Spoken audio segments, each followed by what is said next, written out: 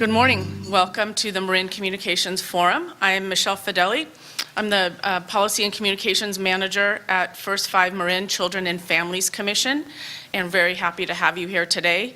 The Marin Communications Forum is a free monthly forum that First 5 Marin produces each month to bring issues of current public policy issues to you for presentation, education, as well as community discussion, which is exactly what we wanted to do today. I'm very happy to have Common Sense Media with us to talk about a wide range of issues related to technology, media, and social media. And we're going to have a little bit of a presentation, and then we're going to continue with audience participation. We want to make sure that you get a chance to share your stories and share your concerns and ask some questions. And we'll just get started and look forward to a really great discussion. So I'm happy to introduce Caroline Noir from Common Sense Media.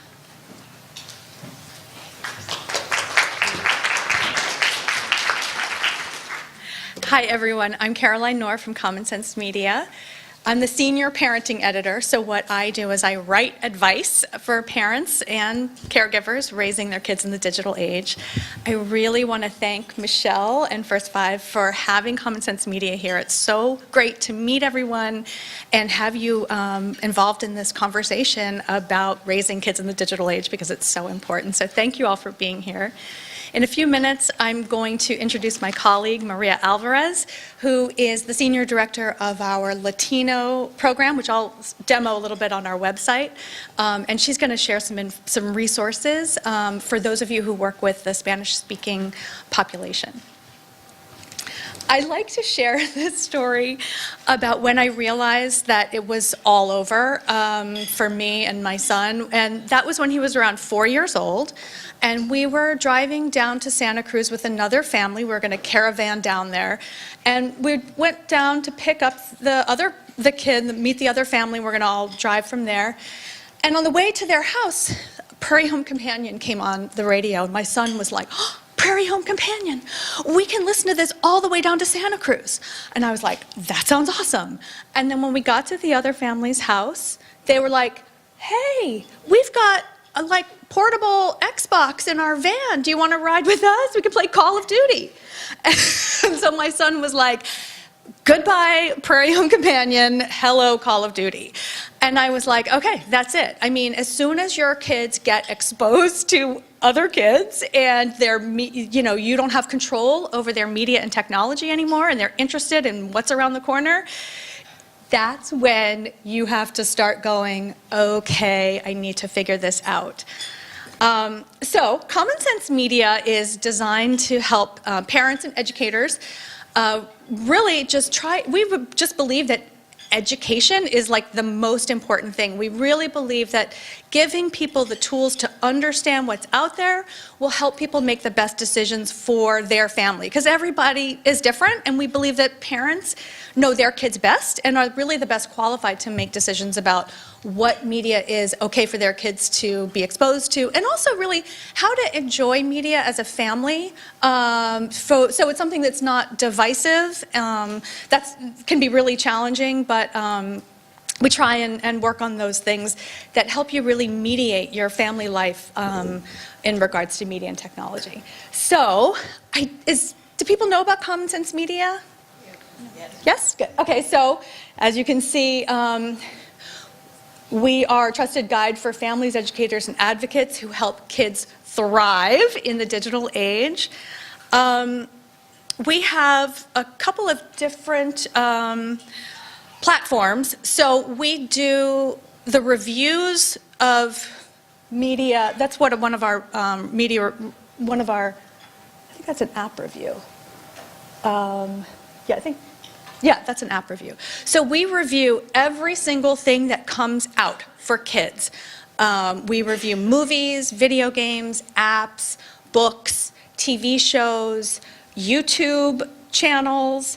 We give everything a quality rating, and we give everything an age rating. Even though media is, it's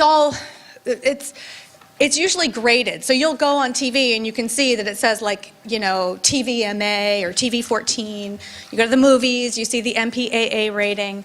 We believe that, that all of those ratings are really, don't have kids' best interests in mind. They're not based on childhood development guidelines. They're based on what those companies think is okay for kids. And the best example of the mismatch between what's appropriate for kids at what age and what the industry believes is if you look at app reviews. So you can go into the App Store and you go through the app reviews and you'll be like, oh, Google Chrome, like that's for 4-year-olds? You know, like that's inappropriate. So we use childhood development guidelines to review everything that's and give it an age rating based on what we think is appropriate. I'm just going to give you a quick little example of our website. So, let's see.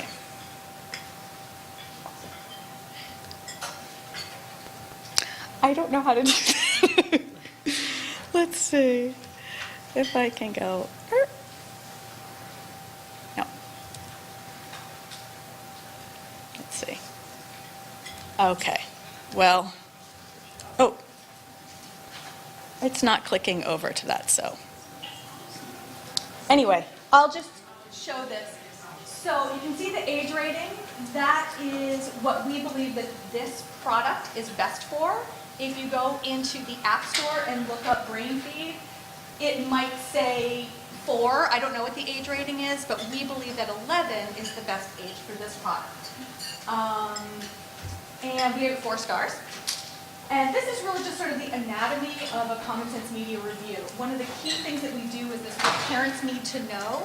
And we list out, this is just a portion of what we list out, but we list out all of the elements that we think are the hot button issues. So what we think, thanks Michelle, what we think parents are most concerned about. So for apps, we want to look at the educational value.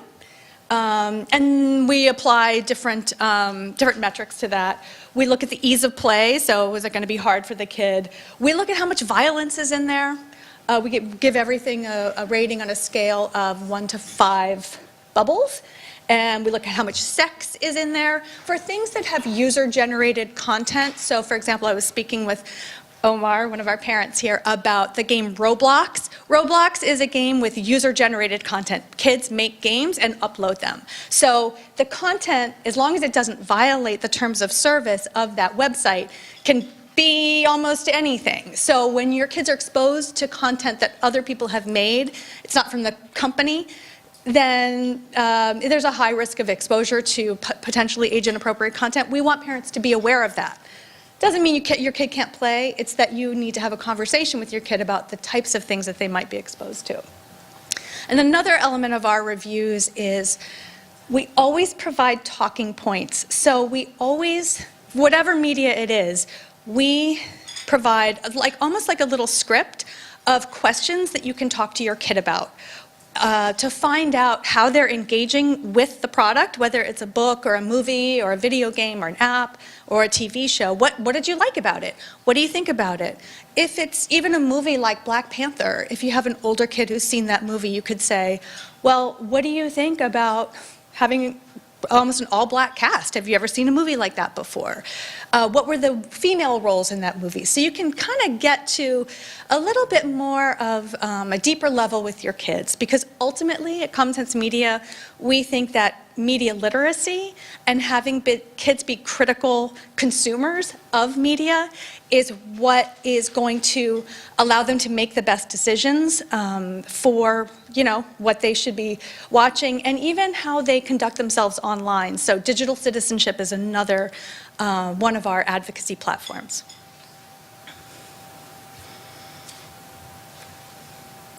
So at this point, I want to introduce Maria Alvarez, who is the Senior Director of our Latino Outreach program? Yes. Yes. So she can talk about our Spanish resource. Good morning, everyone. I'm really excited to be here.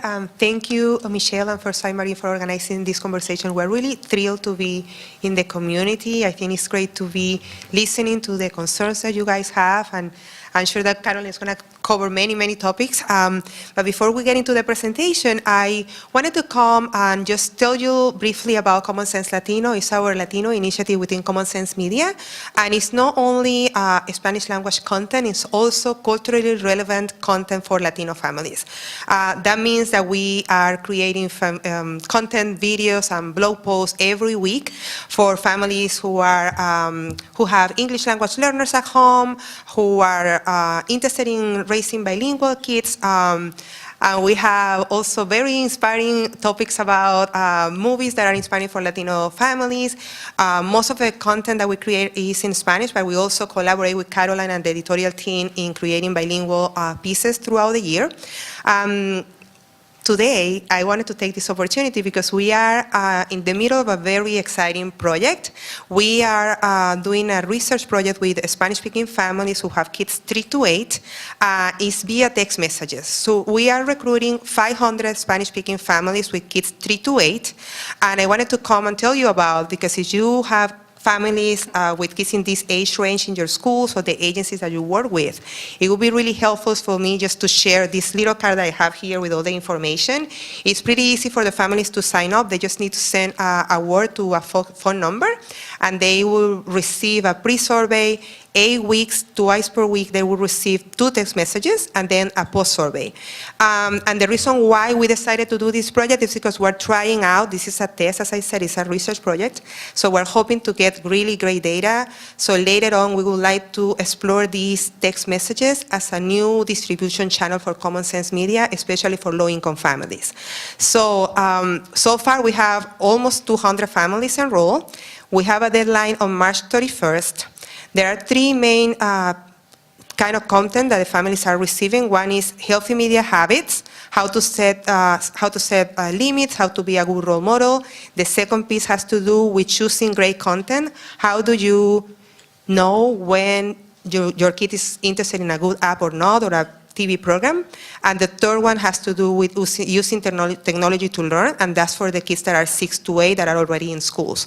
So I'm going to stay until the end of the presentation. I have flyers and these cards, as I say, if you want to bring them with you back to your schools or the agencies that you work with, that would be really helpful for us. This is a really big effort that we're doing. The whole organization is out there spreading out the word. So if you are interested at the end, I'll be around. Thank you. Thank you, Maria. And this is a good example of why we like to do introductions beforehand. If you saw, we have the principal of Bahia Vista School today, and I bet she can be helpful to you, and lots of other people that work with children and families. So thank you very much. We're really excited about the Spanish program.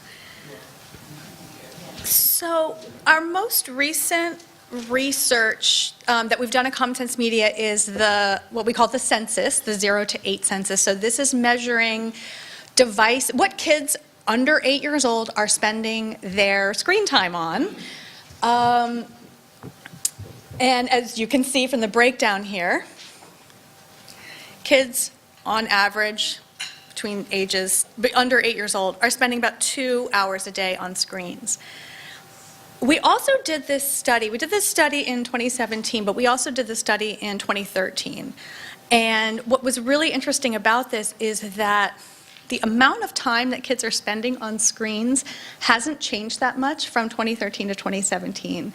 But what they're doing on their screens has changed a lot. And the most dramatic difference is with streaming video.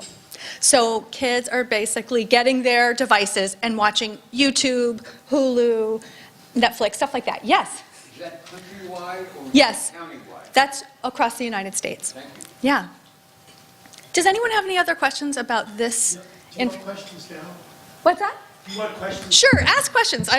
Yeah.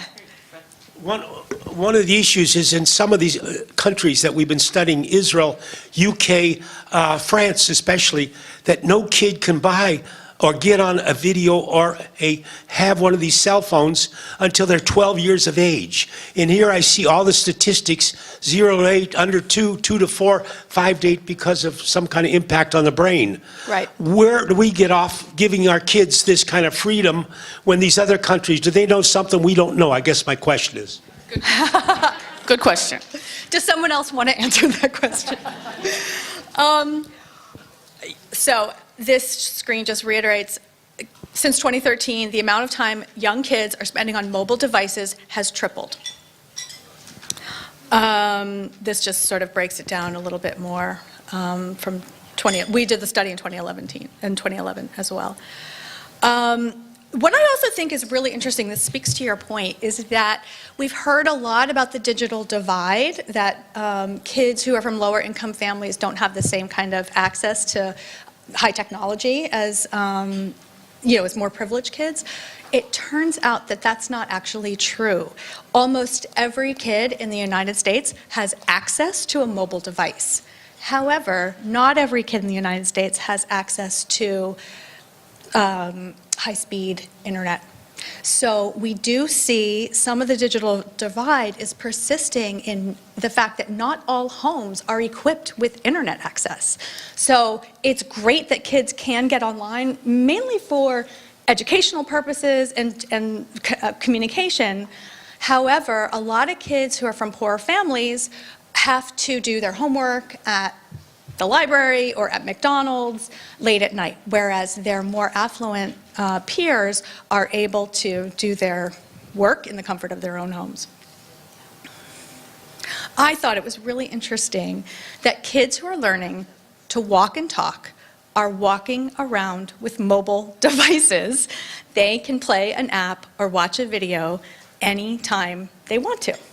And, all of you guys know this, but the most important thing for kids to keep them growing optimally is talking to them, making eye contact, sharing the world, asking questions. And what we've learned from the introduction of TV is that a background TV, a TV on all the time, can really hinder those conversations. And that's why the American Academy of Pediatrics has recommended limiting screen time. But we don't know what the impact is on kids with interactive media. There's a lot of studies, but we don't really know. So the AAP does recommend limiting kids' exposure, but it really is up to parents and caregivers to figure out what that right balance is. That's what's so hard. We know what's great for kids is to talk to them, show them the world, interact with them. We know that technology is probably not really a little bit isn't gonna hurt them and might be good, but we don't know where that line is.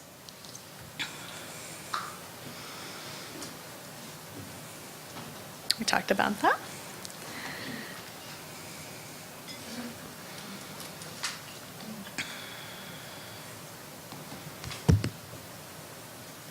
This is interesting. On average, kids from lower income families spend about an hour and 40 minutes more with screen time every day than kids from higher income families. I found this really interesting because there's so much coming out now about these like Silicon Valley tech executives who are like, I've designed it, but I would never let my kid play on Facebook or whatever. I find that to be all these like technology moguls are rejecting technology for their kids because they understand that a lot of it is designed to keep kids addicted and to keep kids coming back for more. And as we all know, as childhood development experts, what's good for kids is interacting with them and showing them the world. And technology can inhibit that natural optimal growth that happens, during those interactions. I think that it's really elitist for technology people to say, well, I would never let my kid play on Facebook, because a lot of kids, we don't know why this is, but I think part of it is kids who are from lower income homes, it may not be as safe for them to go outside and play as it is for their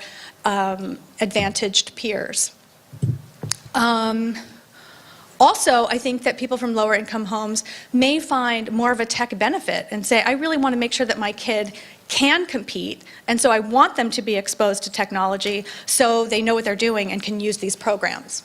So we don't know the answer to this question. It's very interesting. But when I hear people say, oh, I wouldn't let my kid, whatever, play on this stuff, I just say, well, some parents, you shouldn't judge parents who kind of have to or kind of want to have that, provide that for their kids. Okay, so we're going to get into a little bit of teen usage, just to kind of set the stage a little bit for some of the conversations that we'll have later about cyberbullying and privacy and social media. Does anyone want to ask a question? Any questions? Yes. When I see data like that, When I see data like that, I assume some of that is at school, or is it not at school? Because if, This is not including homework or school. wow. So teens spend about 9 hours a day. I'm going to show a screen that describes what they're doing. Tweens, so those are basically 9 to 12, ages 9 to 12, they're spending about 6 hours a day, not including homework or school. Mostly what they're doing is watching TV, watching YouTube, and listening to music. Now, I know listening is not a screen-based totally activity, but it is interacting with screens, and a lot of kids are doing that. The other thing is, what actually makes it longer is that this calculated multitasking. So if a kid is using 5 programs at a time, that's all counted separately. Does that make sense? Yeah. It's the headline, not the details. So here is some of what kids are doing. Yes. For boys, video games are really one of their most important things they do. It's interesting because this separates out social media from games, but as we all know, pretty much everything that kids are doing online is interactive and social. So even if your kids are on Steam or Minecraft, whatever it is, they are interacting with other people. It is extremely social. And I have read a lot of the studies about what kids are getting out of that, and I think some of the stuff that's coming out of it is negative, like there's aggressive behavior, there's like homophobia, there's stuff like that, but there's also some really cool stuff where boys are saying, I actually made friends online, like some of my closest friends are people I play Call of Duty with, because they're talking about stuff while they're playing. Yeah, that's a little alarming to some of us. Yeah.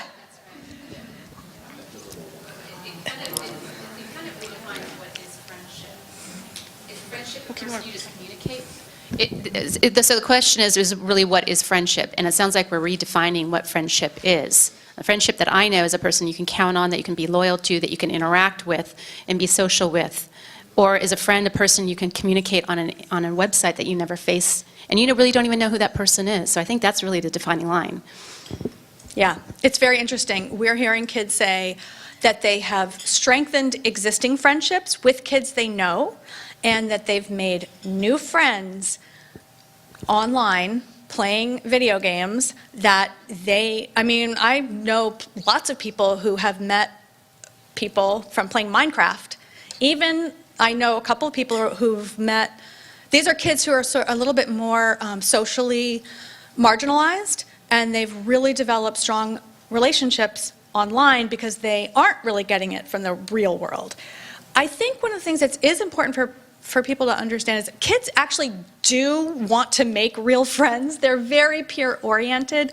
They would prefer to have face-to-face conversations and really interact with people. But if they're playing a video game, it's super fun to be talking with someone and interacting with them. They can even video chat while you're playing, and that is a meaningful relationship to some people.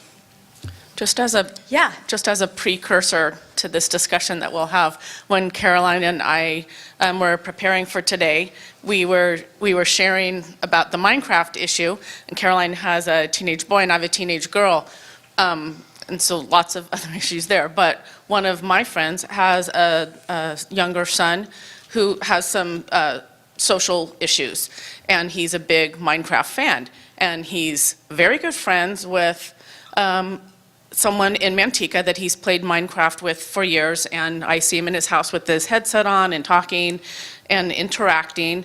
And that's probably his big friendship, which is concerning. But the other thing, when we went to, apparently this person lives in Manteca, and we were there for a soccer tournament, and I asked whether she was going to have her son meet his Minecraft friend. And she said no for various reasons, but it got me to thinking, I wonder if the Minecraft friend actually is a 10-year-old boy from Manteca or not. Yeah. And that is, again, why it's so important for parents to stay involved and to kind of have a sense of who your kids are interacting with and try and engage with them on what are you playing, who are you interacting with, and then also teach them to identify red flags. So I think a lot of parents, because it's hard and we don't totally understand, a lot of parents' first reaction is like, well, then you can't play. I'm too nervous about this thing. I don't think it's cool. I've heard reports of pedophiles on Minecraft, forget it. However, I think it's more instructive to be able to teach your kids to recognize predatory behavior. And that's a hard conversation, and may not be one conversation, but you go, well, anyone who asks you a question that's out of bounds, you can't even ask someone if you're a boy or a girl. That's an inappropriate question online. You never want to divulge your home address, your parents' names, any private information. So you have to talk to your kid about, this is where the boundary is, and if anyone feels like if people are acting weird, then block that person and don't have any communication with them. It's more involved than that, but that's sort of part of it. And then, so girls, obviously, super into social media, I think probably. It's very interesting how that is sort of gendered, but it's true. And really, what kids love is they love watching TV, they love watching videos, and they're super into music. A lot of that they can get from YouTube as well.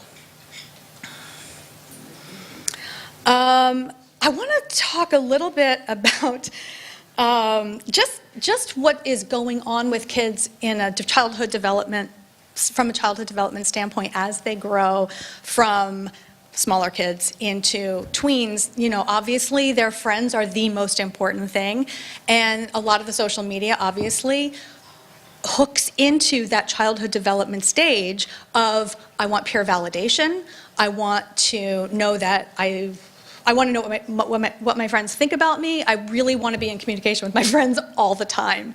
A lot of times, parents see that happening and they go, oh, well, my kid's addicted. But what kids are saying is, I'm not addicted to the technology, although, let's be honest, they may not be the best judge of that, but they're addicted to their friends. Yes? Yes? In reference to Nicholas Candaras for Hello Kids, Yeah. Okay, so should I repeat that? Yes. So in reference to Nicholas Candaras' research and work and his book, Glow Kids, Digital Heroin, I think that was the full name of it, and I've been working with him. Oh, cool. Because science is now emerging, very powerful science, about the chemical reactions in the brain, and it's akin to heroin, cocaine addiction, and technology, and it is the same chemical construction that happens in the brain for young children before their frontal cortex is developed. You know, and what is happening is clinics are opening up because of addiction of children. I have one that my child nearly died because of it. Okay, nearly jumped off a third-story building because he couldn't get his game. My child is not alone. I'm not the only parent here. There are many, and they're so embarrassed about this because they think they're bad parents. The parents aren't talking. We got to talk to the parents, not just the kids. And clinics are opening up. I mean, to me, it is addiction. And it's not me, it's science is coming out. And this is, to me, is the biggest question and the biggest issue Yeah. that we're not addressing. And this is why these other countries are taking this very seriously. Right. France as well. Minister of Education, no cell phones on school campuses. We're not talking this. Yeah. Well, I'm glad that you brought that up, because actually Common Sense Media is partnering with, I don't know if you've heard of Tristan Harris, but he's one of these Silicon Valley, previous Google engineers who's coming out to say that this stuff is addictive and that all of these people who are designing these products that's what they're They knew trained it. to do, is they are trained to create products that addict us. They understand, there's a whole behavioral change lab at Stanford where these people go to learn the tricks of the trade, and that is how to addict people. Actually, Common Sense Media is now working with Tristan Harris and the Time Well Spent. It's actually, they're calling it Humane Tech, but we're actually launching an initiative to work with some of the big Silicon Valley industries and influencers to not only promote this with parents so they understand that this stuff is addictive, like maybe your kid is addicted, but also the heroin is addictive. I mean, the substance itself is addictive. And that can change, and people can learn behavioral changes around it, but the industry can be responsible and accountable for creating products that aren't addictive. So we are launching a new initiative to address basically ethical design. And I feel very proud that we're launching that, but who knows? Because who's going to tell Snapchat, okay, here's how you make kids don't use your app. You know what I mean? So it's the whole business model for these things is to keep people playing as long as possible and to extend their network so they can rope other kids in. Snap Streaks is a perfect example of that. I don't know if you've heard of Snap Streaks. Has anyone heard of Snap Streaks? So Snap Streaks is a thing where basically you send, if you've stayed in you have to stay in communication with someone once every 24 hours. And it's like a game. I mean, it's basically gamifying social interaction. And kids, that's just one way to addict kids. And counting how many times you've been in touch? Yes. Yeah. I just wanted to say, related to the science part of it, there have been several articles recently about the science of addiction, and we've been sharing those articles on our Facebook page, just to bring it back to social media. So there is a Facebook page for the Marin Communications Forum that some of you may have seen, maybe that's how you heard about this, and we made an event for today's forum, and throughout the month previous, we've been sharing articles related to this issue. So there are a lot of resources on the Common Sense Media page, but if you want to find some very specifically related to our event today, if you go to that event page, you will find, I did at least one a day for the last 30 days, just to talk about addiction. So it's facebook.com/Marin Communications Forum. And if you click on the events tab, you'll see today's event, as well as former ones, as well as our future ones. But if you click on the event for today with Common Sense Media, you will find a scrolling list of all of our posts, and there's quite a lot there. And I'll make sure that I go back and find some of the most recent ones so that we can share those questions.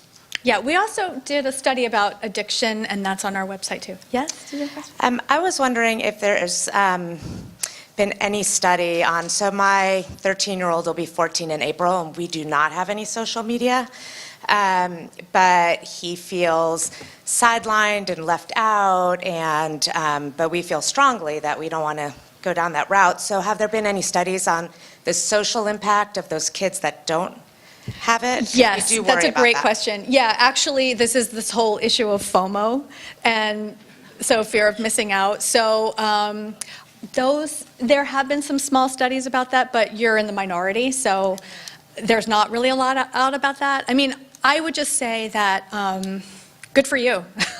keep it going as long as possible. I doubt really that it's your son? Yeah. I really doubt that there's going to be a huge social toll. Probably as he gets a little bit older, he may be interested in connecting with friends. It allows kids to be more independent if they. He's dying to have Instagram Yeah. and all of that. Yeah. What I would do is I would definitely research the stuff that he's into. The way we set it up with my son was he wasn't able to download anything himself, so he always had to ask permission. And that was our trigger to research the thing, try to set privacy controls, and have a conversation about how to manage it. But I will tell you too that by the time all of that happened with Snapchat, Snapchat was over. One time, last summer, my son was home with all of his friends, and it was right around the time that Snapchat introduced this feature called Snap Maps, and that was the thing that allowed kids to find each other on a map. So here I am at the Starbucks on Main Street. That's really scary. Yeah, but it's only your friends. I mean, you keep it private. I'm sorry. Yeah. But they tend Yes. to get, it's not their 10 friends from school. Yes. It's all the friends that they've collected. That's right. I think my daughter has 500 friends, and she doesn't. So that's really alarming to me that any of the 500 people she's clicked the button for Yeah. could find her at Starbucks. Yes. So last summer when all of my son's friends came over, they're all in the kitchen, and they were 18 years old, and so they were like, they were trying to figure out when they were going to meet and everything, and I was like, being the cool mom, and I was like, why don't you just use Snap Maps? And they all looked at me they're like, that's so over. It was like, they just introduced that feature yesterday, and it's over. So anyway. And we had another question, Caroline. Yes. I was just going to say thank you so much for saying what you said earlier, because I think, there's a little bit of this undercurrent of, as I'm sitting here listening, this reminds me a little bit of the gun debate where you're going, are guns part of the problem? It's like, yes, hello. And, I was going to ask a specific question, which has to do with brain development of kids and their ability to focus. Yeah. So when we look at, rises of ADHD and other things like that, what role is technology playing in that and teaching kids what's happening with our nervous systems? So I'm very sympathetic to what you've been through, and anyway, Yeah. I feel like there's really this medical piece to this as well that we're looking at. And I'd love to hear some thoughts on the attention piece in particular. Yeah, that's huge. I mean, Let's ask our pediatrician, if you don't mind. Yeah. So this is Dr. Lisa Levitt, who's a pediatrician with the Marin Community Clinics. No pressure. So I wish that I had some easy answers. Sure.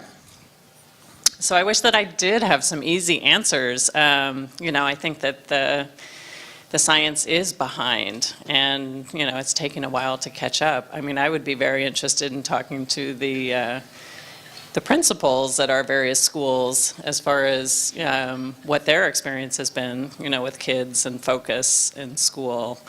What about brain development? As far as brain development, I think the sort of constant barrage of images and, it certainly makes sense intuitively that kids who are just being constantly bombarded with images, with sound, and with, that being in a classroom with a teacher who's not, changing the topic every, few seconds or few minutes is not going to be as entertaining or as exciting for children. And, I would be interested to hear from teachers, to see if that is what their experience has been in classrooms as well. So I think from very young children, like just the screen touch for, 0 to 2, or preschoolers, just the interacting with the tablet. Yeah, Reading or playing blocks. I think that that's definitely the case, is that it's taking away time from that, that precious sort of interaction with another human being, or with a book, that you're sitting with another human being. That, when we talk about, interactive video games, it's not giving that child the same feedback that they would be getting. And they're not learning, I think, as much as we think, maybe they are from these interactive educational videos. You know, my experience is certainly, as far as watching now how my teenagers are dealing with it, and again, they're teenage boys, but I think that they are starting to recognize how much time it's taking, you know, away from other activities.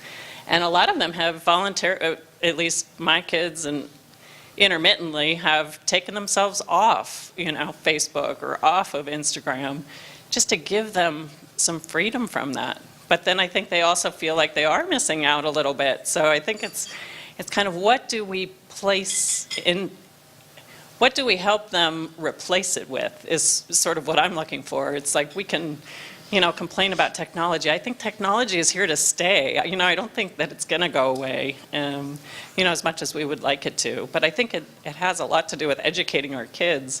Is this how you want to be spending your time? And if not, what else can we offer them to replace it?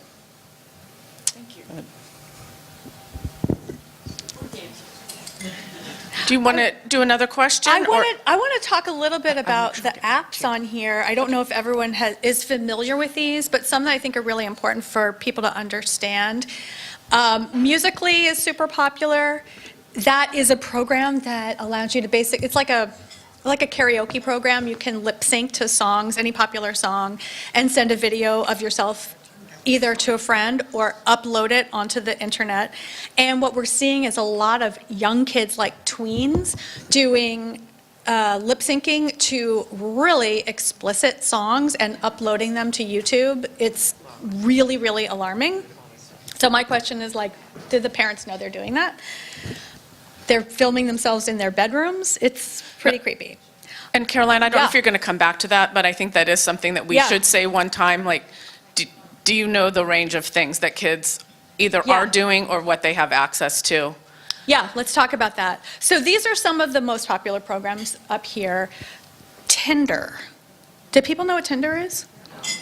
Oh, really? Tinder is a dating app for grown-ups. And teens are using it. Yes. Teenagers. Instagram, we all know. Snapchat, we know, I think, probably. Go ahead and say it.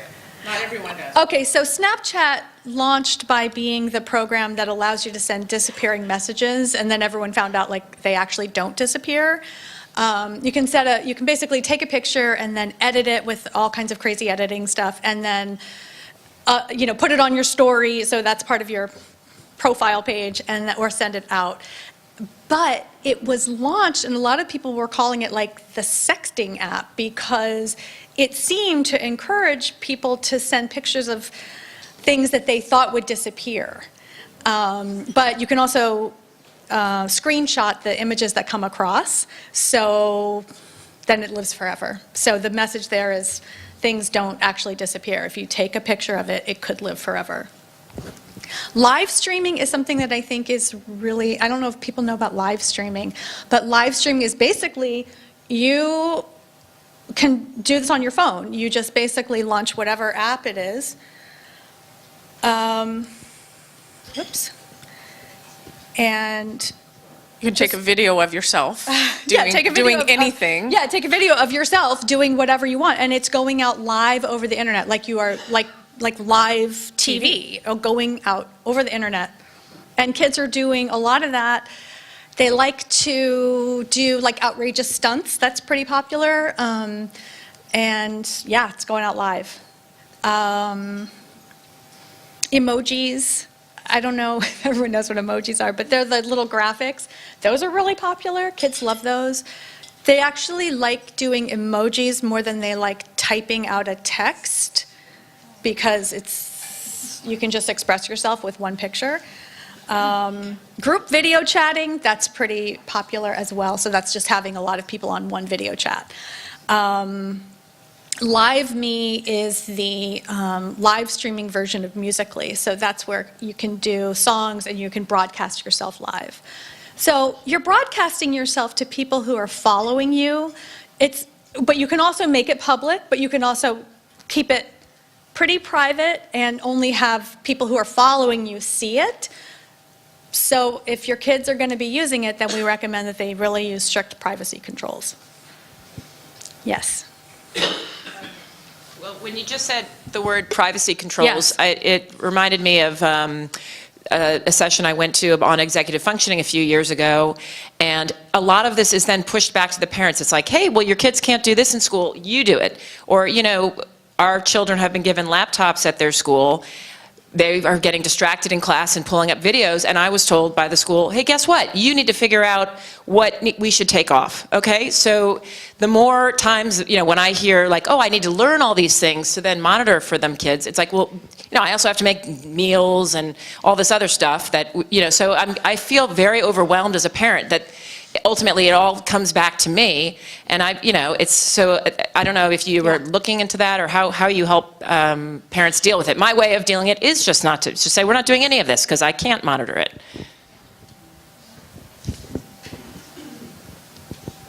Yes. Let me come around this way.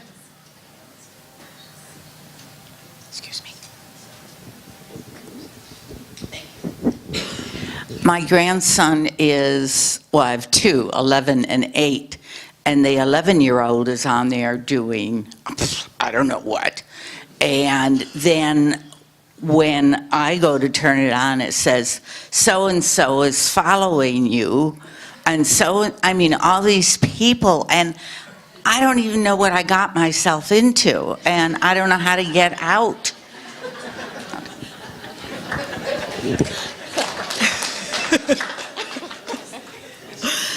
Is it an app on your phone? One thing is the Instagram. You can delete that. I thought I did. Oh. Well, maybe they downloaded it again. Okay. Tell you what, if Then you you- have to set, then you basically have to put a passcode on your phone, a password, so no one can get into your phone. But if you would like to show us afterwards, we would be glad to Yeah. help you see what it is and tell you what it, okay, Yeah. great. But it just speaks to what she said, which is, yeah, it requires this level of commitment and involvement and engagement, and you're just like, yeah, but I also have like my real life to do. It's really hard. Thank you.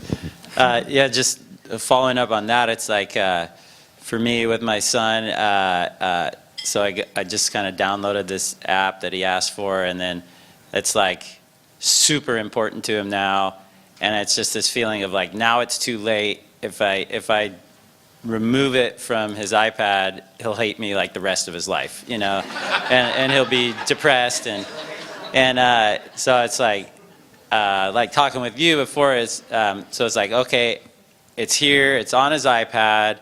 I mean, this is just what it is. Not that I couldn't delete it, but it's just like, I kind of, my feeling at this point is I just gotta try to make the best of it, with like setting some sort of limits, and then like others were saying is like okay, and what else? And my experience with him is like, if I tend to think like he doesn't want interaction, he just wants to do that, but like I know, you know, if I observe carefully, he does want interaction. He does want contact. He still wants contact with me and his mom. You know, so that's just. Yeah. Well, I'm sure he does. He's probably going to hate you forever anyway, so I would just say, no. I have a 19-year-old, so my son was super addicted to certain games, and he really, really wrestled a lot with these things, and we tried a number of parental controls to try and figure out if we could turn the Wi-Fi off at a certain time, or just, you know, not allow gaming sites. All of you might, once you start exploring this stuff, you find out there's a lot of different options out there, but none of them are a replacement for the type of oversight and supervision that you really do have to have as a parent. Like if you say, okay, I'm turning the Wi-Fi off at 9 o'clock, then your kid will be like, oh, but I have to do a paper, you know, so you have to like let him back on. So there's a lot of those issues that come up that make parental controls really not really helpful. And one of the things that we found is that my son loved playing this game of cat and mouse. So we installed a parental control called OpenDNS, which allows you to block certain websites like explicit sex, gaming websites, violence, drugs, all that kind of stuff. But he figured out how to go around it just by typing in, like Googling, how do I get around OpenDNS? And like we knew he was doing it, and he literally would say to us, like, I can't help myself, I can't stop myself. And I'm really enjoying this fun game of cat and mouse that we have going, where you turn it off and then I figure out how to get around it. I have a question. Speaking of blocking, trying to find sites to block. Yes. They don't block. Yes, I know. We've had It's really hard. We've I had know. everything that you could possibly think of Yeah. where we work. And if you open up a site, Yeah. it brings you to more sites. Yeah. So I know. And those kids can click on those sites. Yeah. And then bad things come up. Otherwise, it's too restrictive. And so, Yes. for example, like if you block everything, like for example, I was looking up like the hours of our local pool.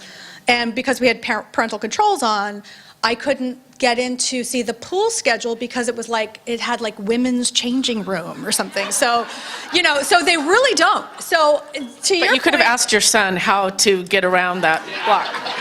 Oh, that was so fun. But now he goes to a school in Santa Fe, New Mexico, where they barely have any Wi-Fi. So he's like, He reads books. he does read a lot of books. He's actually very eager to FaceTime with us because that's like his one like special thing he gets to do on the internet. One thing I was going to say, somebody mentioned something about just young kids using a lot of interactive programs. I want to just say, Common Sense Media will never recommend anything for kids under 2 years old because we really do believe that the best thing for kids is to be interacting with a loving caregiver. Although the American Academy of Pediatrics did say that kids under 2 can FaceTime because around 18 months, kids do have that ability to know that they're talking to a relative or a friend. They can make that connection.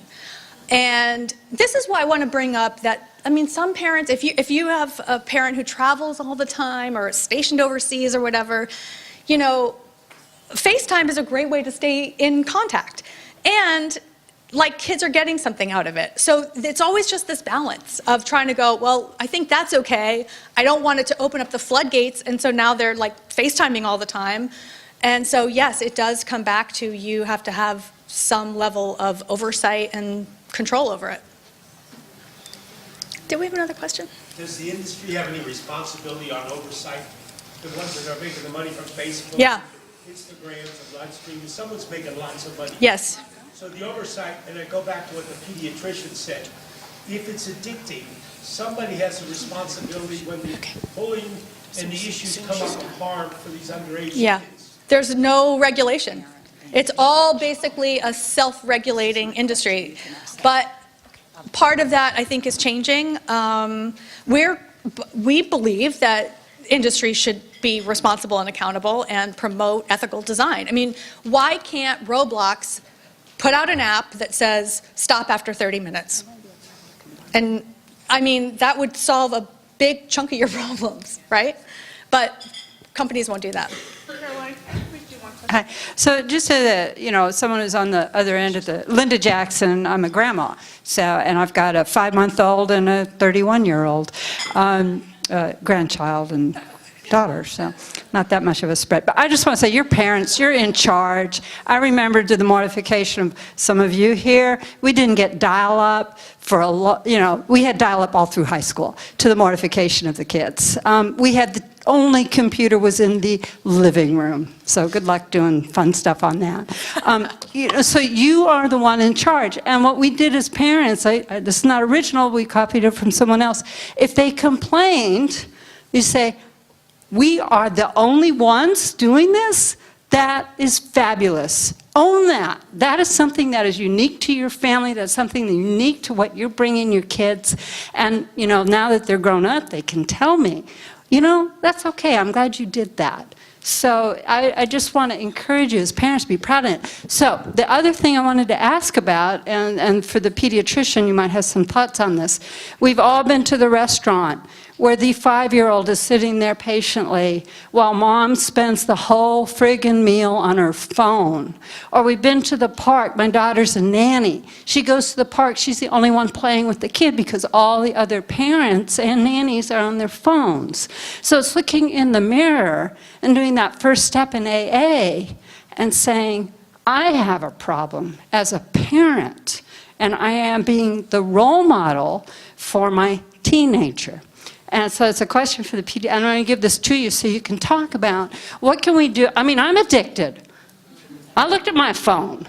I shouldn't be doing that. So I'm going to give it to you so you can talk about that a little bit because I think the addiction is not just about the little kids. They're watching us. They're seeing what we do. And so they're going to carry that on. So, thank you so much. Well, I think you said it better than I can. No, I think we are all guilty, and I think that, I think our kids are watching. And, yeah, I mean, I think more than what we say, it's sort of what we do. So I think that's a good first step. And, I think we also use it as a crutch a lot of times, I think, with younger children. I see it in my waiting room. I see it, when I come in to see a patient and the mom has given the child the mobile device, and when it's time to start the visit, taking it away, often leads to this tantrum right in front of me, and I see, exactly what happens, at home, when they're trying to limit it, and it's something that keeps them quiet in situations where we want to keep them, quiet or contained, and yet taking it away, there's a lot of drama around that. I think one other thing I wanted to mention too is just that with a lot of the patients that I take care of, our parents are monolingual Spanish speaking. So I think just the issue of controlling these things becomes a lot more difficult for a parent who is not literate in English. And so I just think that's one additional barrier, I think, for our parents as far as sort of monitoring is, they're maybe not computer savvy, and I can say that's me as well, very not tech savvy, but then to have the additional barrier of, having to figure out what this means in English is an additional challenge. Thank you. And on that point, I just wanted to underscore what Maria said earlier. The Common Sense Media website has a tab for Spanish, and there's a wealth of information, and it will be really great to share those resources for Spanish-speaking parents, for those of us that work with families. There are fact sheets, there are videos, and and there are research reports. So it goes from very detailed to much more introductory, and really encourage you to share that page with your families. Yes, and actually, within the Latino section, there is a link for families or parents that are not tech savvy, because we have been listening to them for, I've been with Common Sense almost 11 years now. So I've been doing workshops, and we have been doing a lot of research with families, and that's a common challenge. Their kids know well more than they know, right? It's amazing. So I've been listening to moms who have ask their kids to open a Facebook account, a Facebook and a Gmail account, to open the Facebook account first. And then, out of the sudden, she cannot get into the Facebook account because her child blocked her, and she doesn't know how to get back into her account, right? So we're trying to provide all that information, guidance, kind of empowering families, and it's not only the website. I have to say that we have a thriving community on Facebook, because that's a very common place for low-income families, especially, to be there on Facebook, especially immigrant families, Spanish-speaking families who are using Facebook as a communication channel with their families in other countries. So that is like ongoing, every day, sharing advice, sharing videos, and just being very mindful on where they are in terms of, that big difference. The digital device not only, as Caroline was saying, having access to mobile devices. Now we know 98% of the kids have access to that. But then we are talking about the digital device that has to do with having a broadband access at home and a laptop or computer. And on top of that, for these families, is the other gap that is huge, the language barrier, and not being that tech savvy. I mean, it's really sad to see, the things that we're seeing. So thank you for adding that. Thanks, Thank you. Maria. And I think there are quite a number of people here that work directly with Spanish-speaking families that might be interested in presentations in Spanish to their families. So if they could see you after to find out if that's possible. We had a couple other questions. Hi, I just wanted to bring up the topic of sleep too, because, I mean, there's focus, there's biochemical changes, but there's also really detrimental impacts to sleep. And I notice it just with myself when I get on one of my Netflix binges. I mean, it's really quite startling what impact it has on sleep. And I especially think for young kids, teenagers, we can't overemphasize. Yes. And it's almost like, trying to teach kids how to eat well, how to be healthy, but also, the importance of sleep. Absolutely. I think it's super important. There's definitely a lot of studies to support that, and that tablets, TVs, any electronic device in the bedroom, even just the presence of the device in the bedroom inhibits The sleep. light, and then there are different beeps if you get a text or a Facebook message. That's right. And that goes back to the addiction part, that you respond, even if you have your phone put away, if you hear the little doot, Yeah. and then you grab it and pick it up, and you stop what you're doing, you Yeah. stop who you're interacting with. I mean, I recommend definitely charging phones outside of kids' bedroom. Charge it in your great bedroom idea. if you can. And there was something else I wanted to say about the blue light. So- It's interesting because I was talking to a family. We recommend that, that families try to power everything down at least an hour before bed, because even that hour before bed can disrupt stimulating. circadian rhythms.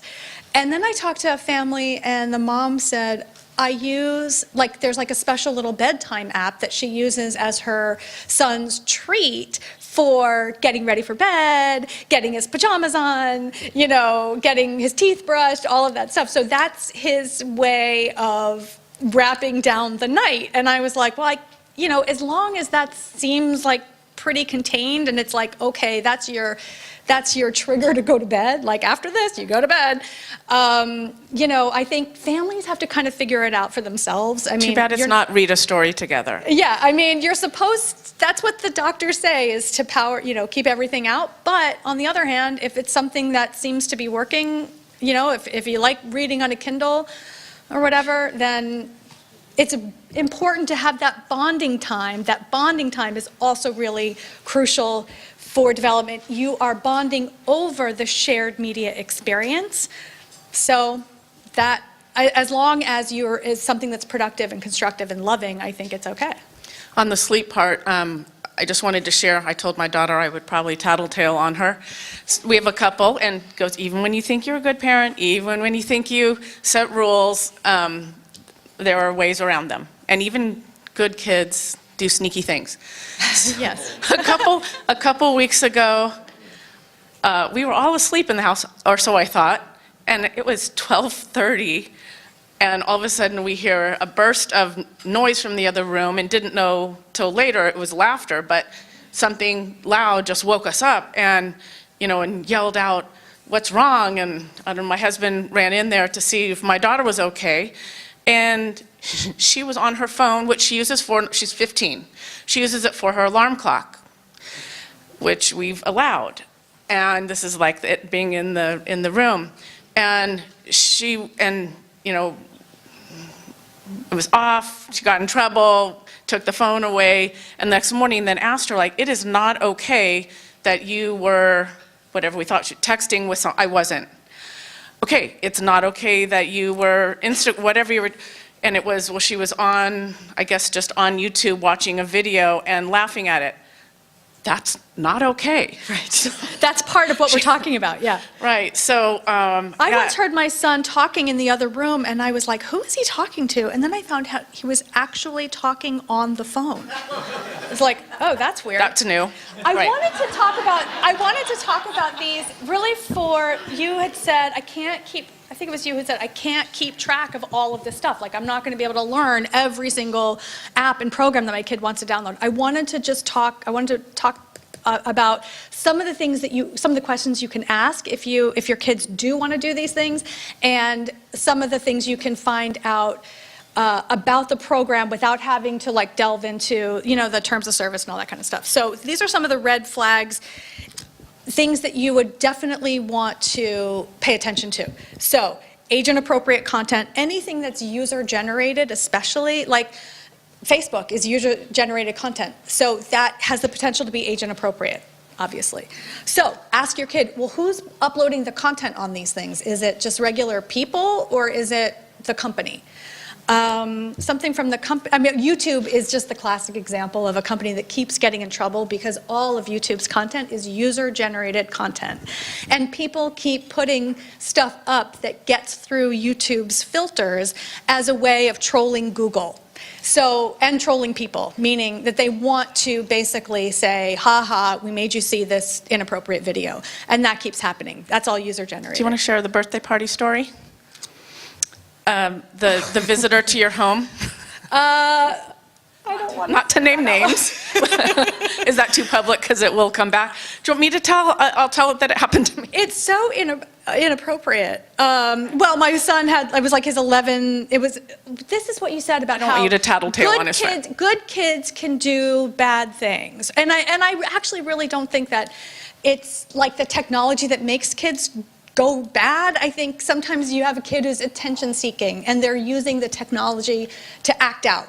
And so my son it was like his 11th birthday and his slumber party, and he did have one of those kids who's just one of those kids who's like, I just want to throw a rock in this joint, and so we had the computer down there, of course, like we thought, oh, maybe they'll play Roblox or maybe they'll play Minecraft, just completely naive and innocent. And then the next morning we found out what they had been Googling the previous night, and it's inappropriate, and it was midget porn. Yeah. How did this kid know that that was a thing? How is it a thing? So there's like, the loss of innocence at 11 years old. Okay, I also want to talk about a little bit more of these red flags. So you want to find out when you download an app, what the default setting is, if it's social media, if you're going to be uploading anything, is it default public or default private? Common Sense Media believes everything should be private as the default. So it would be, if you download an app, it's automatically private unless you make it public. That is typically not the way Silicon Valley works. They want everybody to be as connected as possible because that's how they make money. So you always want to look at those privacy settings. Location tracking, that's what we talked about with Snap Maps. Location tracking is really a red flag. I definitely don't recommend it for teenagers. I think it's a big risk to their physical safety. And kids really like to use this because, I can just find my friend wherever they are. But that means everybody else can find them too. And there definitely have been some incidences with location sharing that have gotten kids in trouble. So if an app has location sharing, keep it off. A lot of them do. Even Twitter has location sharing. And not just getting kids in trouble, but it could be dangerous to their personal safety. Yes, that's what I meant. Yeah. Real-time video streaming, that's a big red flag. That's like the thing. Facebook has that. So that's like you can basically go on Facebook and turn on live streaming and you are broadcasting.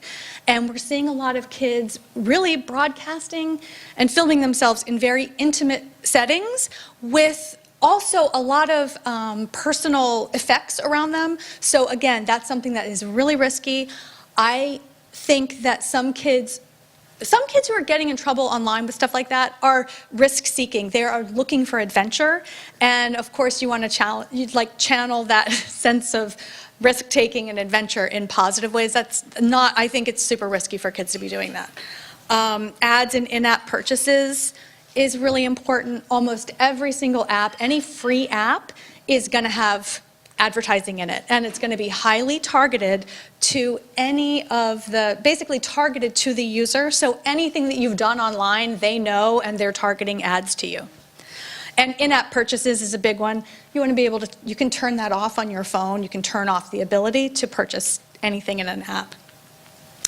Anything that says it's temporary or self-destructing, that's a big red flag, because people are, it seems like it encourages people to share things that are inappropriate because they think they're going to disappear, but of course nothing ever disappears, and we don't want to encourage any behavior that just, tests those executive functioning skills of kids. They aren't great about thinking through the consequences of their actions and thinking ahead, and disappearing messages is one of those things that really, I think, tests that ability. So reporting tools is really important. I get tons of questions from parents who are like, some kid is cyberbullying my kid, what do I do? Every single app, every single reputable and quality app has reporting tools. So you can report a user to the company if they are aggressive or inappropriate. And those, Facebook actually improved their reporting tools, but still, you should be aware, if your kids are using any program, they can report another user if they are getting aggressed. Yes? I actually got hacked on Okay. Instagram. Okay. And they changed everything on my Instagram. It was really bad. It was like bad porn stuff. So I had to take Yeah. everything off. But when you said to let them know that, I had to actually go in 18 times before somebody actually got Right. back to me to let Yeah. me know that. So just be aware. Yeah. And Yeah. change your password. Well, I mean, I always say, like, if Facebook had an 800 number, customer service, that you could just call, I mean, it would be so much better. But of course, they believe everything should be online and that the internet is going to solve all your problems for the future. They have But- FAQs, and they just want Yeah, you to find exactly. the answer. Okay.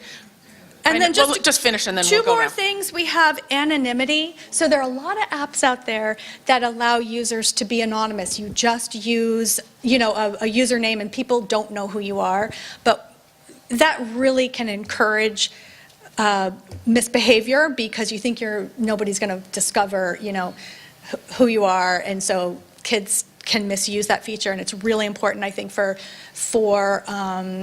kids to understand that they need to have integrity in the online world and do the right thing even when no one's looking. And then finally, if your kid is doing, any kind of gaming networks are pretty popular for just kind of encouraging sort of like a testosterone-fueled environment. And that's where cyberbullying and a lot of negative culture can come up. So I do think it's important for you to talk to your kids about, well, what's the culture of that app like? Are people nice and friendly, or are they kind of jerks?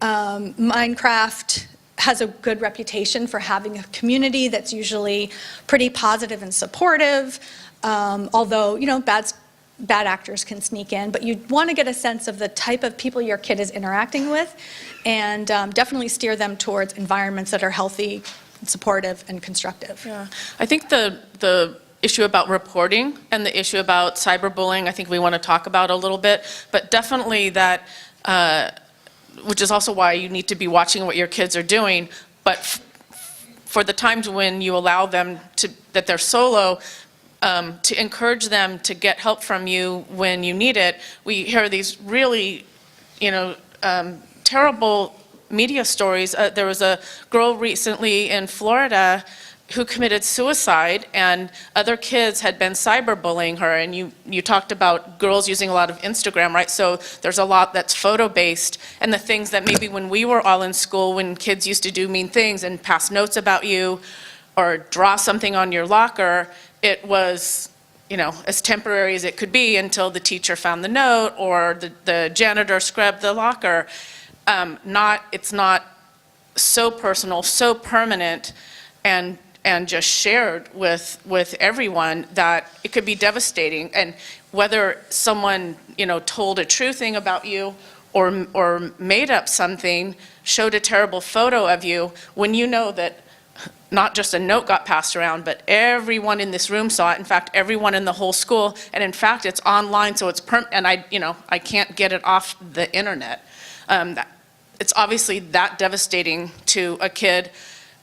How would a 12-year-old know about suicide, and that they're so distraught that seems like the only answer? So I think, and especially since we have some folks here from schools, I would love to have you share, or parents, anyone, to have us share issues that you've seen or things that you're concerned with. And I don't know if this is in line with your discussion, but we'll make sure we get to everyone.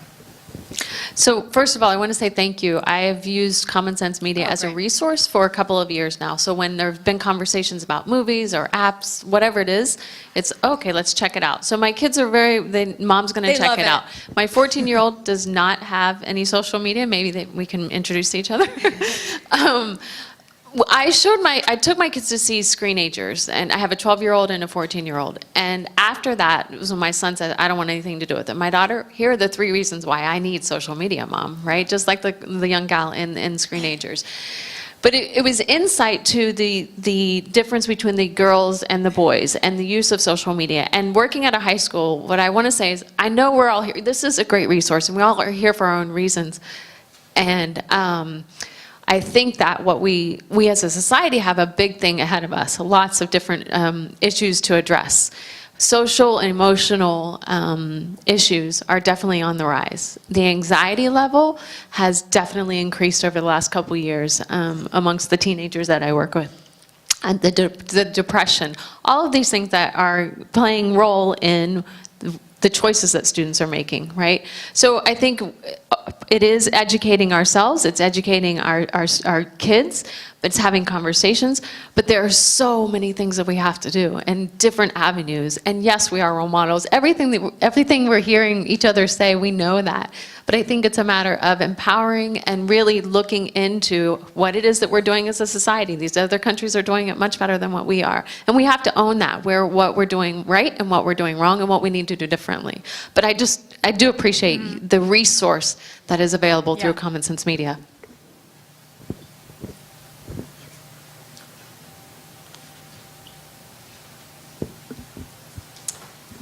Yes, I kind of agree with you as far as anxiety and all that. And I think any kind of discussion around media, social media, I think we really need a psychologist here, an expert in this area.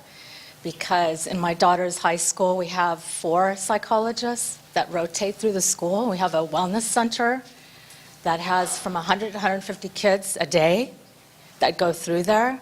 We had a suicide last semester. I mean, it's just, we need a psychologist, we need a specialist to, help try to figure out how to deal with, problems with anxiety and depression. And so, did you want to say something?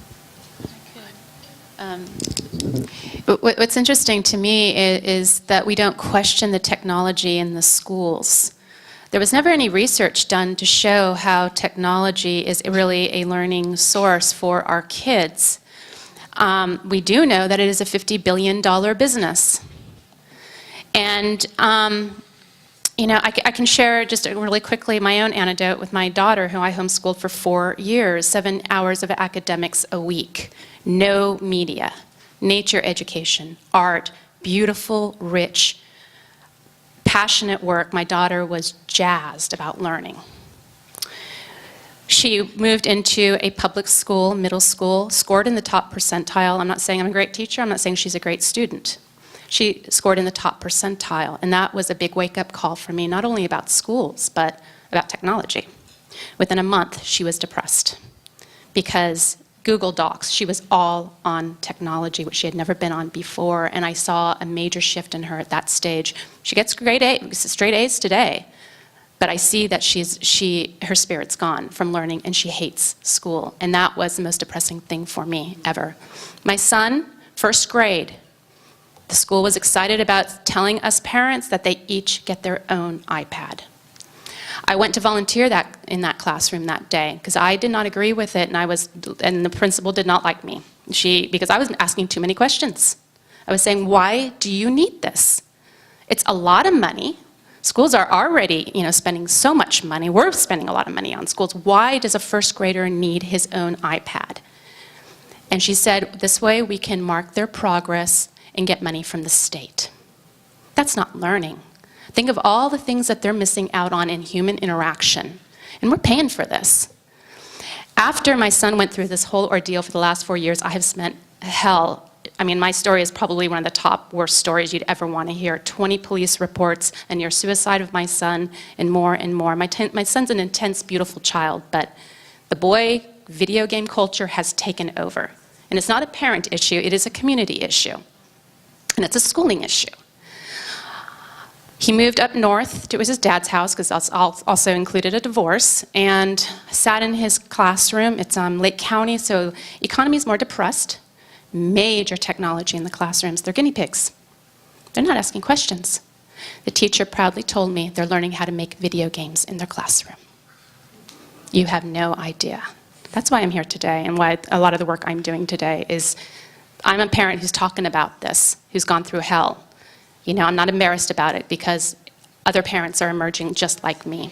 And I do have a flip phone, and I have never touched an app in my life. I'm proud of that fact.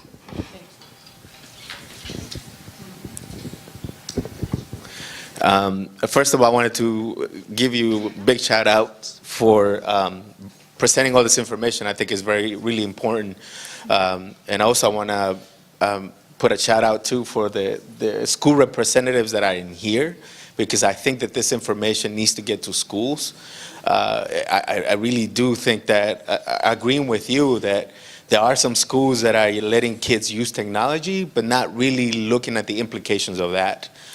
You know, I know of a boy that goes to Hamilton Middle School, and he's given a laptop to take home and have it at his own for his own access. And yet the parents were not told, as far as, hey, you know, your kid is taking a laptop. What does that mean exactly? And what are the implications of that? And what does it mean in terms of you trying to live around that with them? You know, and so I think that for those school representatives that are here, please take that information, and I hope that you can also share it with other schools as well. One of the things that I wanted to sort of ask, and maybe kind of try to figure it out, it sounds in my point of view, is that there seems to be a balance that we need to create in here, right? A balance of not restricting too much, but restricting some.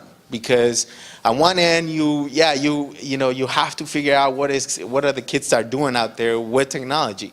On the other end, my friend here shared that, you know, sometimes we're depriving kids from learning certain skills that technology can provide them with. And so my question is, what is that balance, right? Where do we draw that balance? Where do we draw that line, and how do we use that? Because I think technology is such a great educational tool. And as we moving forward into the, 10 years from now, it's going to become a tool that is so essential in our lives that, that is going to help a kid succeed. And that's where I leave it at. Yeah. Thank you. Yeah, great comment. Yeah, I just want to piggyback on what you both just said. That balance, I think, is really critical, and I think it's not just in the homes, but also in the schools, because, I think that's the greatest fear your story highlights, the fear of restricting in the home, because then when your child does go out into the real world, what are they being exposed to? And then they are isolated because they have not had experience with technology the way that other kids have. I also want to say a little bit about depression and anxiety. It's not just seen in the kids, but for the adults and parents that are using technology, anxiety is increased, depression is increased, and how does that impact your ability to parent a child? And so it's at a different level. I once took a training where I learned that a lot of times parents are, holding their baby or their child, their young child, and holding a phone in the other hand, and so children are only seeing a profile of a face, and they're not seeing a full frontal image of their parent, and so they don't cue into nonverbal communication as well. They don't, learn about emotions through, facial expressions and things like that. So, it's so much more beyond just the direct impacts to the children, but the family as well, the parenting as well. So. I also wanted to make sure that we got a chance to hear about some elementary school concerns, and if you could share. Sure. Introduce yourself again. All right. So again, my name is Cecilia Perez. I'm the principal at Bahia Vista, and many partners here that we work with. What we've seen in the last few years with our students, what I believe is a direct result of exposure to online media, specifically YouTube is a big one, is the kind of language and knowledge kids are coming from, things that you would never even imagine would happen in a middle school. We're hearing kids talking about this, referring to YouTube stars and all of this. And, you know, the community I serve and the students I serve, they also have the additional layer of having a lot of the political climate that's happening right now. There's already a lot of anxiety out there anyway, and it doesn't surprise me at all that the low-income students were, an hour and 40 minutes more, because truthfully, a lot of our kids are going home, they're latchkey kids, or they're going home with older siblings that come and pick them up from middle school or high school, or they're going home with a babysitter that comes and picks up 8 or 9 kids. And then there's not that, in the neighborhood we're in, there's not that many outdoor resources. Most of our families, our students are first generation students. Most of our families come from more rural areas. So the idea of having kids run around and things are kind of safe and free, our kids don't have that. They're living in a 2-bedroom apartment with maybe 3 or 4 families. The adults have different schedules. They're coming home, they're hearing TV late at night. I mean, they're really tight living quarters. So these are all things that I know this panel isn't about, or this forum isn't about, but it does contribute that our kids, many of our students, not just my students at my school, but around our county and around our state, it's not just a question of educating the parent, it really is a social justice question, because there aren't public parks for kids to go to. Our students don't necessarily have the transportation or all those hidden rules that we all know, having been brought up in this society. How do I get my kid in Little League? And then how do I get them to all the practices? And then how do I get them to the games? So I feel like there are outlets for our kids, but hopefully with the kind of collective effort of many of the people in this room, we can find a way to have more opportunities for our students to go outside, to interact more. And I feel wholeheartedly what our one of our trustees, Linda Jackson, said. We model as parents and as educators. Who buys the kids the tablets or the iPhones? Who goes out and buys the video game? I mean, and you know, just in terms of the use of technology in education, it is a struggle, because our state testing system is all online now for third grade and up. So our school, we don't have the kind of funds to have one-to-one iPad use, and even if we did, I don't think we would. So we do have Chromebooks at our school that the kids use to prepare them for testing, and honestly, we want to give our children exposure to that too, so they can be on a level playing field. They're going to be compared with other kids that grew up with a lot more than they have. And we want to make sure that we're getting them prepared as well. We have kind of 2 main learning apps we use that kids use anywhere from 20 to 30 minutes a day, either a math app or a reading app that they use when they're doing small group instruction and rotations. That's one of the rotations, and we limit it to that. So I know there are a lot of, I mean, technology is a necessity. Okay, when I started teaching 20 years ago, 10 years ago, I would have a parent-teacher conference, and I would say, does your child have access to the internet? There's these great learning games that they could do. Nobody had access to it. Now, it's not a luxury anymore. It's a necessity in order to survive. So we also have to be able to give our children the skills to be able to use technology in a meaningful way. But I would love to sit down with Dr. Levitt, because I know she and her colleagues serve a lot of our students, just to find more about the social emotional impact on students and the rise in anxiety, because that definitely is an issue. I teach 3rd grade in Vallejo, and we don't have a lot of computers, but one thing once a week for 40 minutes, they code. And I have to tell you that the kids who don't do so well in something else do really well in this. And also, if they're not doing well, the kid right next to you just jumps up and comes in and shows you what to do. So the learning that goes on is beyond the coding thing. It's just a kind of different, you know, and it's not a lot. Like I said, it's only 40 minutes a week. And it is a skill that they're saying kids are going to have. But like I said, kids who are, you know, they really don't do so well, and all of a sudden they just blossom with this one thing, and it puts them in a different light within the classroom too. So I'll just say that. Okay, so I'm going to say something really briefly. So access to resources, I agree, is a really huge aspect of this, and something that's been going on out in West Marin Coalition, I believe that's the organization, has been doing these community cafes where they come out into the different schools. They're on their third cafe now, and what they do is they bring in the students, members of the community, parents, teachers, transitional age youth, and they all come together and they sit in a room like this and they ask the question, are the kids all right? And what we've been hearing in these different locations is that the kids aren't all right, and it's the kids that are saying they're not all right, and they're saying that it's because of a lack of access to resources, and they tell us all about the things they wish that they had in the communities. And something really interesting that they've also been bringing up is how they too don't enjoy having this, feeling of the need to use social media, and that's really fascinating to hear them say that it stresses them out, and that they want to teach each other the impact of, the negative impact of using social media. And so it's really interesting, but I've found it to be a really useful tool to go around to the communities and find out what it is that's lacking, and to hear that specifically from the youth. So. We have a couple other, are you okay? Yes. Okay. Hi, my name is Erica Erickson, and I'm the coordinator for the Child Care Commission here in the county. And following up on what Cecilia just mentioned, I also was a member of the Planning Commission here in the county some years ago. And connect with what some mentioned here, I think that we need to question and have a broader picture about what are we doing as a society.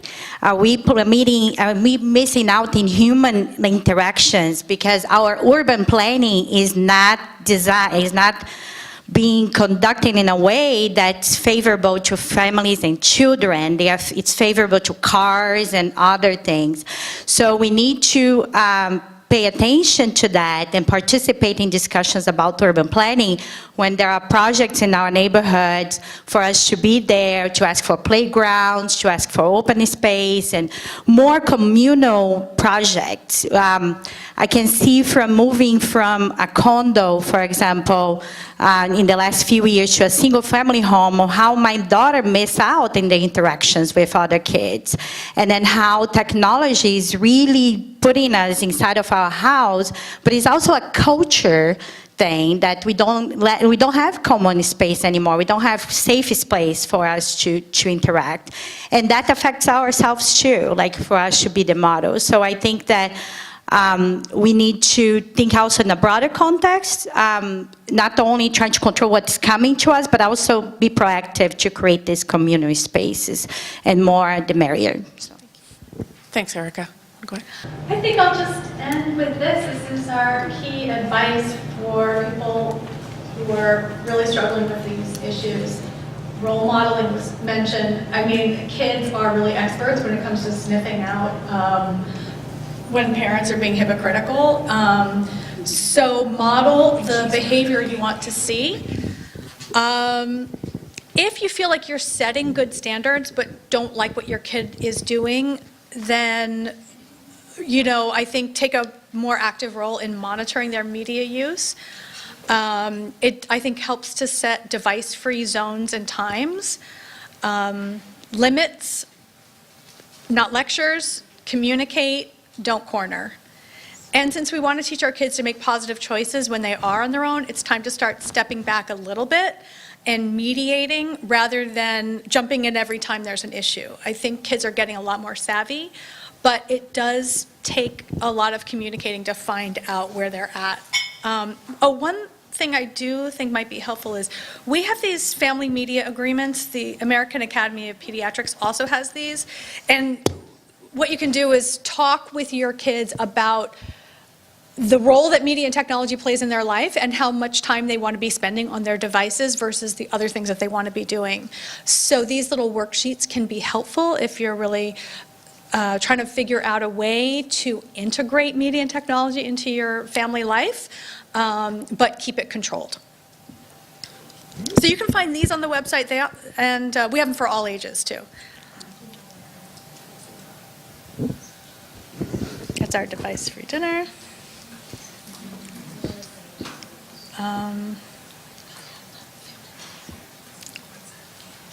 So definitely check our website. We have tons of free content. We also have a digital citizenship curriculum that you can use with students. It's free.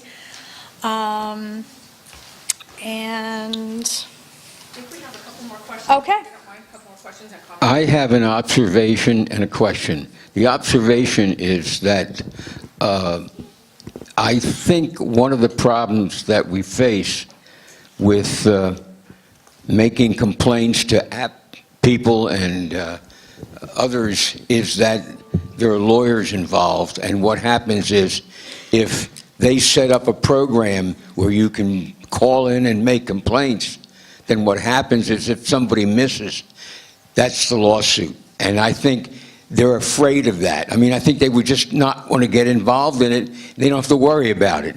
But if they set up a program whereby they're going to deal with a difficult issue, then what happens is they miss the ball sometimes. Yeah. And too bad they don't have any money to pay for lawyers. That's what they have the money for. The other point was that I'm back from the AM days. So I remember growing up, and FM was just coming in. So you all remember FM, don't you? It seemed to me, at least listening to a lot of the comments, is that there's a great deal of similarity to the kind of psychosocial issues that existed when we were growing up that exist today. You can substitute dirty books and magazines and girly photos for some of the things that are on the internet that we're afraid of. But the same issues are there, the same parental issues. And is that? Yeah, I think that's really right. But I think, and some of the people have brought this up, that it's happening, the impact is getting to younger and younger kids because the exposure is way up, because we're in this environment where the media is just 24/7. So young kids are getting really exposed to a lot of age-inappropriate stuff way earlier than we thought. So there's managing that as a parent. I have a question. What are the best practices to break the addictive behaviors without actually removing the device? You know, since a lot of the social interactions now involve those chat apps. I think that you should look at the app and turn off, I think you should try and control the device to some extent, so turn off your notifications. You can actually, if you're on an iPhone or even Android phones, move all of your apps to another screen, so your home screen is blank. So when you look at your phone, you don't see anything. Seeing those apps on the phone are a trigger. This is for the kids that are addicted to, let's say, the video games. Right.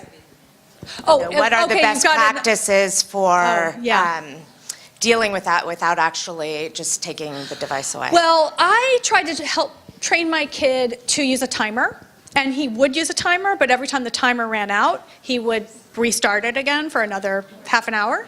So I'm trying to help your kid learn to self-regulate, try and help them learn mindfulness. So what are the things that are triggering you to want to play this? Trying to help them, trying to appeal to their sense of like their well-being, like what are the other things that you really need to get done? That was, my son was like saying, I'm not doing the stuff I want to do because I'm addicted to this video game. And you know, so I would just really try and help him learn to self-regulate his own behavior. And that, you know, either setting a timer, just trying to be mindful about it. I think it also depends. I mean, the things, when you're in it, it feels like it really is overwhelming, but I think it passes. The thing about addictive technology is it also tends to coincide with a childhood development phase of being externally focused and moving away from parents. So a lot of times parents will say like, oh my God, all of a sudden my kid, all they want to do is social media and video games, but it's partly because they're a teenager and they don't want anything to do with you. So recognize as a parent or caregiver that part of it is they do want to be with their friends and they're trying to enrich that part of their lives that's so important to their development. Any other questions before we wrap up? Yeah, I'm from the slow school. When we talked about addiction, we were talking about drug abuse. We were talking about kids smoking cigarettes in my day, you know, being 85 years of age. Could you explain a little bit more about this addiction? And I read the paper, and the addiction leads to cyberbullying, and the cyberbullying leads to suicide. And now we got kids here in Marin who are committing suicide. And I hear from the pediatrician back there about the suicide issue. I'm not quite sure how addiction for drugs, addiction for nicotine, cigarettes, and are we talking about the same kind of addiction with cyberbullying? I'm confused. They're separate issues. There's the issue of technology addiction, meaning that that the person's use of a video game or whatever program it is or whatever device it is, that they're using it to the point where it's self-destructive. And they know that it's bad for them, but they can't stop. The studies show, there are studies on this, but there is no DSM diagnosis for technology addiction. There's a suggestion to put internet gaming disorder as a diagnosable mental illness into the DSM, but there's no such thing as technology addiction. No one has measured that and proven that this has the same impact. I mean, there's early studies about this, you know about this, but we don't know. I was going to say, one of the things that's coming up in some of the most recent journal articles, and these were just coming out, is that on some of the social media, either games or apps that people are using, that there is a chemical response, that there are pleasure-seeking chemicals that are released when you get likes on the Facebook thing that you posted. Oh, people thought that was funny. Or you get responses to a Snapchat or an Instagram. How many people liked that cute picture of me? And that kids, and for that kids some are people getting who are susceptible or may have a predilection for addiction, that can be even more addicting. So they're getting a serotonin response. That's right. To any responses on social media. Connecting and so that's why it's not only a social, emotional addiction that this is fun, but the most a recent physical research- addiction that That's a looks chemical. like the same kind of addiction as gambling. You need more to get the same high. You go through withdrawal if you don't have it. I think for parents, it's important to notice what's going on with your kid. You want to look at, is it problematic use? Like, are they using it to the point where they know that it's bad for them, but they can't stop? And I think, and then that will impact the family too. And then look at them, find out how they're doing in school, really try and follow the threads of the entire, comprehensive look at the kids' social and, social well-being. And, video game, I mean, definitely I hear from a lot of parents who believe that their kids are addicted to video games and other stuff too. So far there is not a doctor diagnosis for technology addiction. People certainly are talking about it. And when you look at that range of the pleasure response on one hand and being bullied on the other hand, and you're getting that big divide, not only if you have your peers at middle school making fun of you online and everyone has seen it, not only are you not getting the positive responses to your social media participation, you're getting the worst of the negative, and that's what's really alarming. I know we have some other comments. I think if you don't mind, if we can wrap up, but then anyone that would like to stay, let's continue the discussion. We have the room until noon. So Caroline, I want to thank you so much for being here today. And Maria, thank you also. Again, if you did not get a copy of the report and would like one, please see us. I wanted to encourage you to look at the Common Sense Media website and to continue to follow us. Oh, and finally, I wanted to give you a prompt about next month in March. Excuse me, just a sec. Just a second, please, we're just wrapping up. Our next forum is going to be with the Advancement Project. It's called Race Counts, and we're bringing a report that the Advancement Project did about racial disparities statewide, and if you've seen this in the news, they found that Marin County is #1 for racial disparities. I saw that and shared your concern and invited the Advancement Project to present that. They'll be here on March 26th. Hope you'll be able to join us. Yeah, thank you. So we do have, thanks. So we do have some more comments, and if you could just allow us to share that, thanks.